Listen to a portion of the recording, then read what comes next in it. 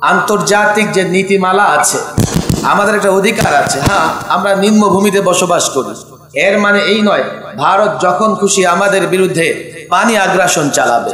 স্বাধীন বাংলাদেশের, নতুন এক দেশের, নতুন স্বাধীনতার এই বাংলাদেশের অন্তর্বর্তী সরকারকে আমি বলবো, দ্রুত এমন এক পদক্ষেপ গ্রহণ করুন যাতে প্রতিবেশী রাষ্ট্রের সরকার আমাদের বিরুদ্ধে পানি আগ্রাসন না চালাতে পারে।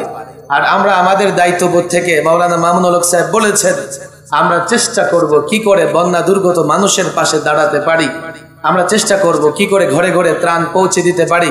মসজিদ থেকে মাদ্রাসা সর্বত্র আমরা একটা টিম তৈরি করব, কাফেলা তৈরি করব, যে যেখান থেকে যা পারি তা নিয়ে আমরা বন্যা কবলিত মানুষের পাশে দাঁড়াবো। আল্লাহ তাবারক ওয়া তাআলা তৌফিক দান করুন। সকলে দুরূদ শরীফ পড়ি।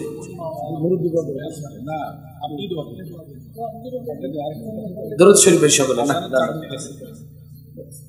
اللهم أنت السلام ومنك السلام تباركت يا ذا الجلال والإكرام. ربنا ظلمنا أنفسنا وإن لم تغفر لنا وترحمنا لنكونن من الخاسرين. يا رب العالمين، يا رب المستضعفين، يا ذا الجلال والإكرام.